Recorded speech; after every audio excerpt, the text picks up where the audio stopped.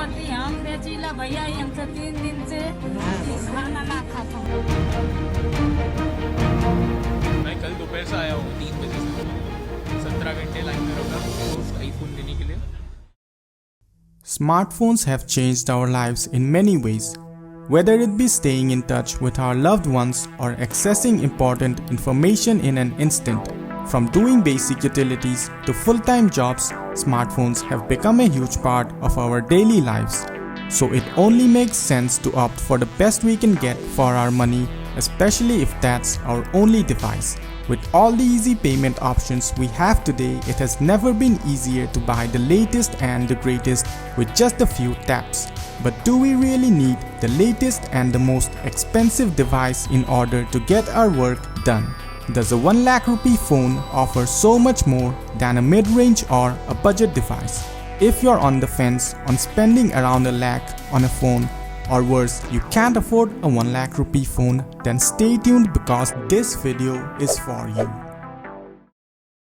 Whether it be on social media or in real life, every other person nowadays seems to be flaunting their expensive new phone. This can easily make someone with an older or a budget phone feel inferior or left behind.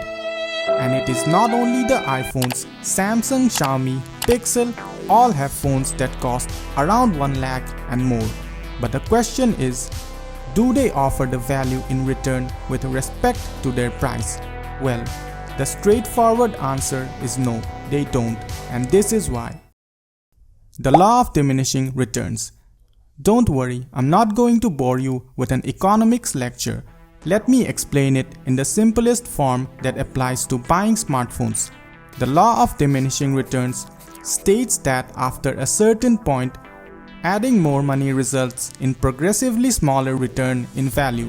So, a 15,000 rupees phone will be a big jump in value from a 7,000 rupees phone. A 30,000 rupees phone will still have noticeable upgrades from a 15,000 rupees phone. But after we cross a certain amount, say 60,000, a phone will offer very less in terms of upgrade from a 30,000 rupees phone. And 1 lakh rupee phone? Well, double the amount of money for upgrades that you may not even notice in day-to-day life. At this point, you're not even paying for any features, you're paying for the logo. Shut up and take my money. So, right now you might be thinking, okay, random YouTube guy, regular people might not need an expensive phone, but I'm a content creator and I need it so that I can create high quality content.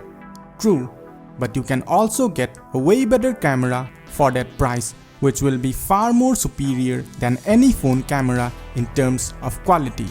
Now, one can argue the fact a phone camera is way easier to shoot, but you would require some sort of technical knowledge to operate a camera.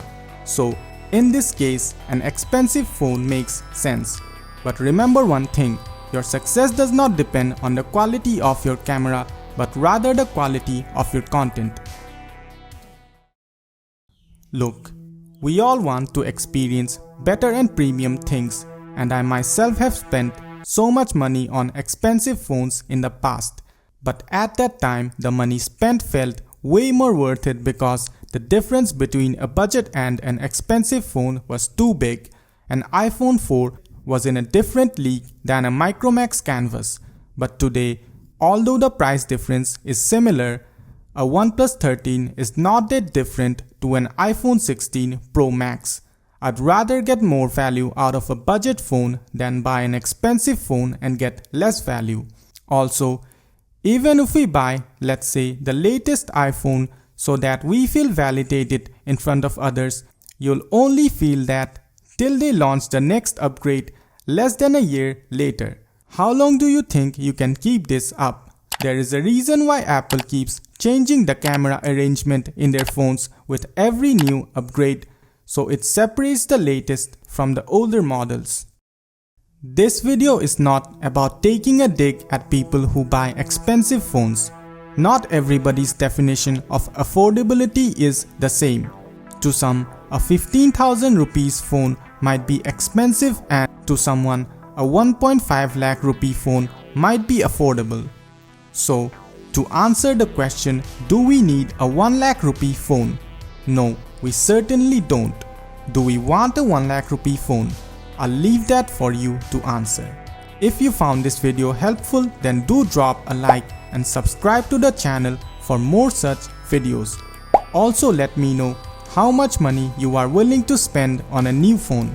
If you find your current phone boring, then I think you'll like this video. See you in the next one.